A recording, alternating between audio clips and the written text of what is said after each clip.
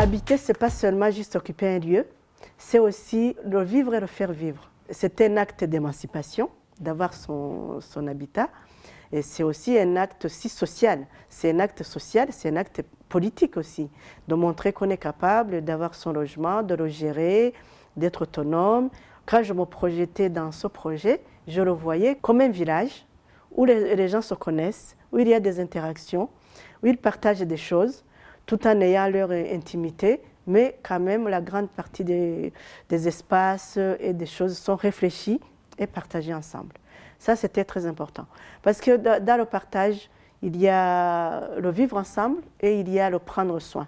Et c'était deux valeurs qui étaient très importantes pour moi.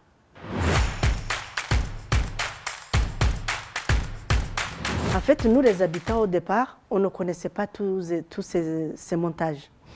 C'est au fur et à mesure qu'on a découvert qu'il fallait des montages financiers qui correspondaient à nos revenus et qui correspondaient à nos ressources et nos charges familiales en fait.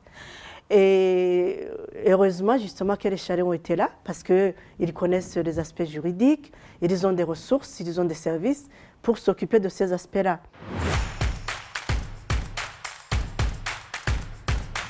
Moi je trouve que c'est vraiment un dispositif formidable.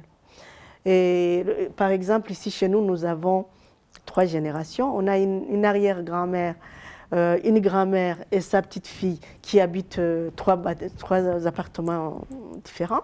Moi, je trouve ça magnifique. Je pense que ça retisse le lien, ça remet les personnes âgées au centre de la société.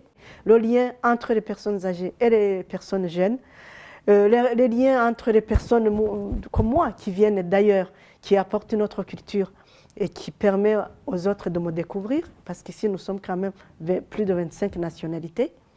Ça permet une mixité sociale, c'est un micro-pays, c'est un micro-continent. Donc c'est génial pour moi.